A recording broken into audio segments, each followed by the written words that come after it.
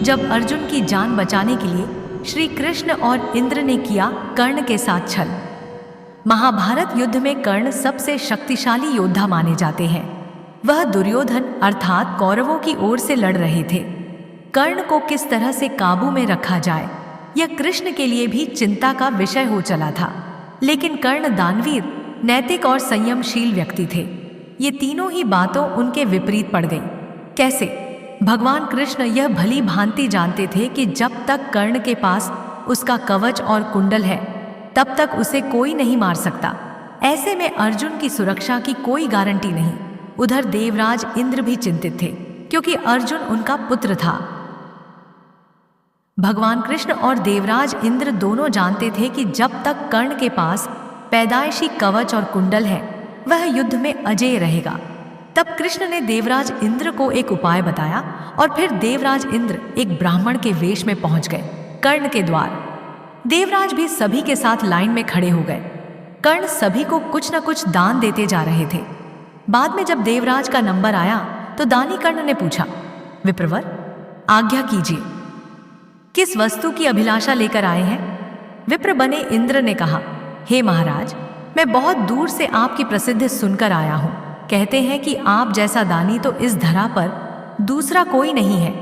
तो मुझे आशा ही नहीं विश्वास है कि मेरी इच्छित वस्तु तो मुझे अवश्य आप देंगे ही। फिर भी मन में कोई शंका न रहे, इसलिए आप संकल्प कर लें, तभी मैं आपसे मांगूंगा। अन्यथा आप कहें तो मैं खाली हाथ चला जाता हूं। तब ब्राह्मण के भेष में इंद्र ने और भी विनम्रतापूर्वक कहा, नहीं नहीं राजन, आपके प्राण की कामना हम नहीं करते। बस हमें इच्छित वस्तु मिल जाए तो हमें आत्म शांति मिले। पहले आप प्रण कर लें तो ही मैं आपसे दान मांगू। कर्ण ने तैश में आकर जल हाथ में लेकर कहा, हम प्रण करते हैं विप्रवर, अब तुरंत मांगिए। तब क्षद्म इंद्र ने कहा, राजन, आपके शरीर के कवच और कुंडल हमें दाना स्वरूप चाहिए। एक पल के लिए सन्नाटा छा गया। कर्ण ने इंद्र की आंखों में झांका और फिर दानवीर कर्ण ने बिना एक क्षण भी गंवाए अपने कवच और कुंडल अपने शरीर से खंजर की सहायता से अलग किए और ब्राह्मण को सौंप दिए। इंद्र ने तुरंत वहां से दौड़ ही लगा दी और दूर खड्ढे रथ पर सवार होकर भाग गए, इसलिए कि कहीं उनका राज्य खुलने के बाद कर्ण बदल न जाए। कुछ मील जाकर इंद्र का रथ नीचे उतरकर भूमि में धंस गया। तभी आकाशवाणी हुई, देवराज इंद्र, तुमने बड़ा पाप किया है। अपने पुत्र अर्जुन की जान बचाने के लिए तूने छलपूर्वक कर्ण की जान खतरे में डाल दी है।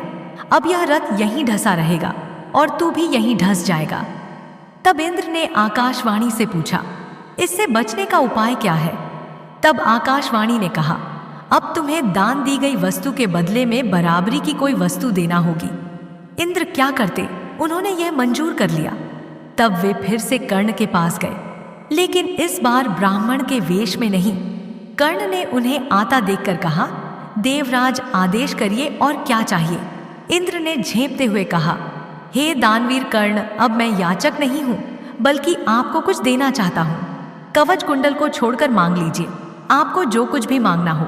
कर्ण ने कहा, देवराज, मैंने आज तक कभी किसी से कुछ नहीं मांगा और न ही मुझे कुछ चाहिए। कर्ण सिर्फ दान देना जानता है, लेना नहीं। तब इंद्र ने विनम्रतापूर्वक कहा, महाराज कर्ण, आपको कुछ तो मांगना ही पड़ेगा, अन्यथा मेरा रथ और मैं यहाँ से नहीं जा सकता हूँ। आप कुछ मांगेंगे तो मुझ पर बड़ी कृपा होगी। आप जो भी मांगेंगे मैं देने को तैयार हूँ। कर्ण ने कहा, देवराज, आप कितना ही प्रयत्न कीजिए, लेकिन मैं सिर्फ दान देना जानता हूँ, लेना नहीं। मैंने जीवन में कभी कोई दान नहीं लिया। तब लाचार इंद्र ने कहा, मैं यह वज्र रूपी शक्ति आपको बदले में देकर जा रहा हूँ। तुम इसको जिसके ऊपर भी चला दोगे वो बच नहीं पाएगा। भले ही साक्षात काल के ऊपर ही चला देना, लेकिन इसका प्रयोग सिर्फ एक बार ही कर पाओगे। कर्ण कुछ कहते उसके पहले ही देवराज वह वज्र शक्ति वहां रखकर तुरंत भाग लिए। कर्ण के आवाज देने पर भी वे रुके नहीं।